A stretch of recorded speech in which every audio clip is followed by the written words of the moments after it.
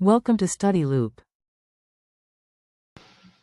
For this problem on the topic of waves and sound, we are told that an ultrasonic ruler is used to measure the distance between a ruler and an object. But the ultrasonic ruler is usually used in air, and in this case we have an object underwater. Now the actual distance from the ruler to the object underwater is 25 meters.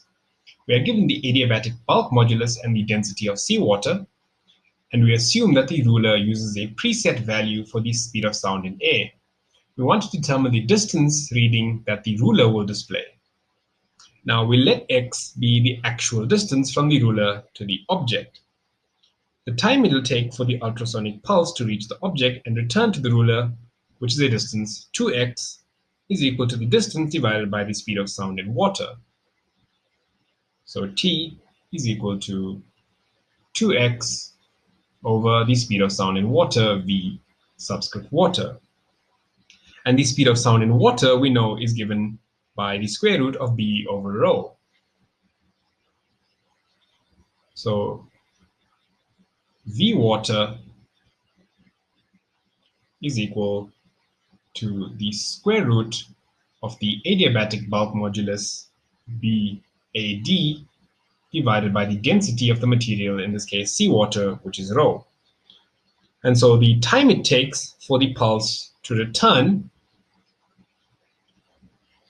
which is t, is 2x over v water, which is 2x over the square root of the bulk modulus for water divided by its density.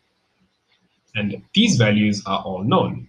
So the time is 2 into a true distance of 25 meters divided by the square root of the two given values, which is the bulk modulus, 2.37 times 10 to the 9 pascals or newtons per square meter, and this is divided by the density of seawater, which is 1025 kilograms per cubic meter.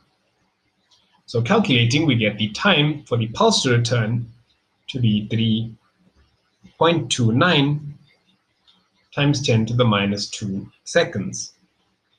Now the ruler measures this value for the time and computes the distance by using the preset value of 343 meters per second, which is the speed of sound in air, not water. So the distance that the ruler displays, x ruler, is equal to the speed of sound in air multiplied by half the time it takes for the pulse to go from the ruler to the object. So the distance displayed by the ruler, x, is equal to the speed of sound in air, which is its preset value. And remember, this time we calculated above is for the total travel, so for the original sound wave and the reflection. So we have to multiply this by a half times t. And so this is 343 meters per second, which is the value for air, times a half multiplied by t, which is 3.29 times 10 to the minus 2 seconds. So the value for the distance that the ruler will display is 5.64 meters. And obviously we can see that this value is less than the actual distance of 25 meters.